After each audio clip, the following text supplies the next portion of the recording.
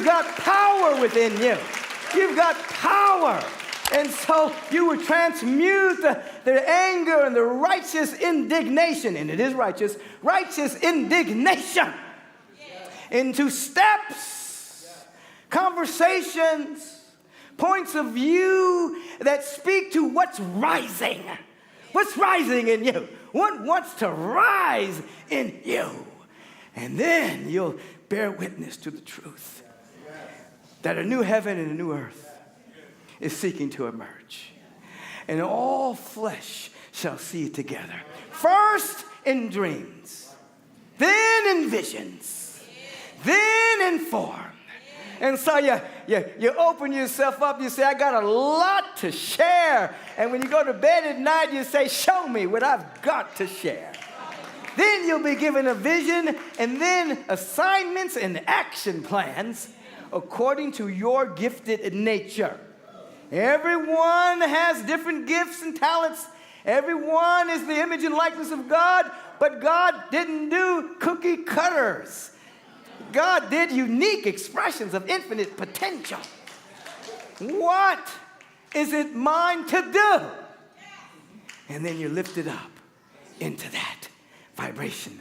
Now, where does this begin and end? It begins and ends with your spiritual practice. To be momentarily enthused is wonderful for the body temple. It's a great thing.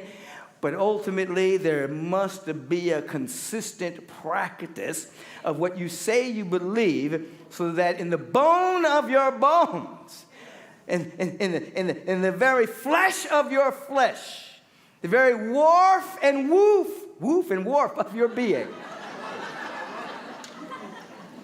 you know something. So how does that show up? Confidence. How does that show up? Poise. How does that show up? Peace. You carry. Imagine that you just had an encounter with the presence of God. And God laid out for you before the beginning of time all that you are, all that you're meant to be, and touched you with such brilliance and light.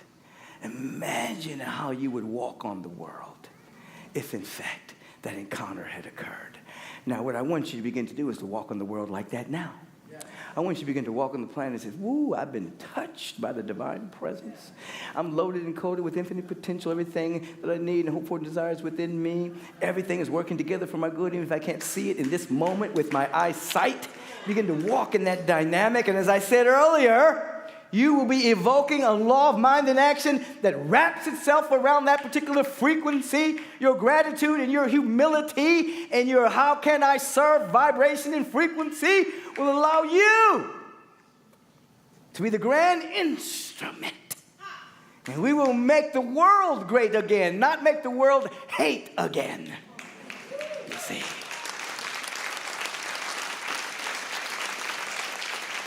It's time to evoke the most powerful presence on the planet, and that's love. And not see it as a sweet, syrupy, sentimental emotionality, but to see it as the emanation from the presence of God, a total giving of itself without any sense of withhold, to love your neighbor as yourself. And it begs two questions. How much do you love yourself? And who is your neighbor? The neighbor isn't just the person living next door to you, even though there may need to be some work there. But your neighbor is everyone on this planet. And as your consciousness expands, it'll be everyone in the cosmos. They've now discovered a bunch of planets that look just like Earth in a whole nother galaxy. Wait till you meet those folks.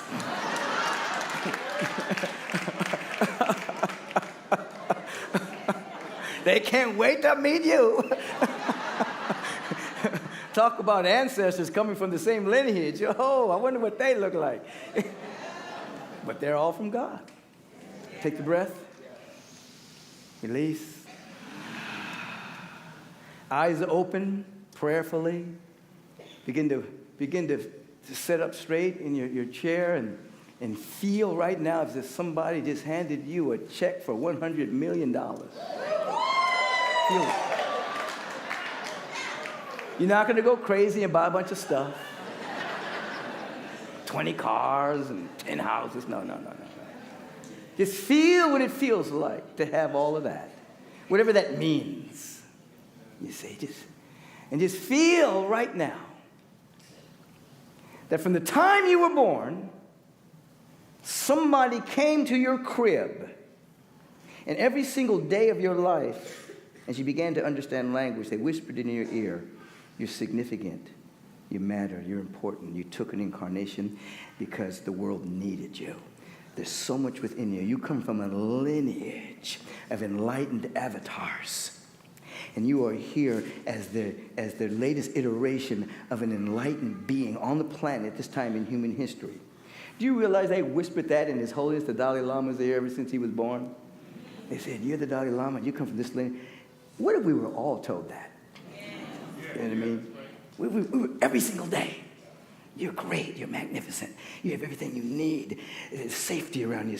We got you covered. There's security around you. You have all of your needs met. Your food, everything is here for you. I want you to imagine what that would feel like. This is how you re-engineer your imagination to be used by the presence of God.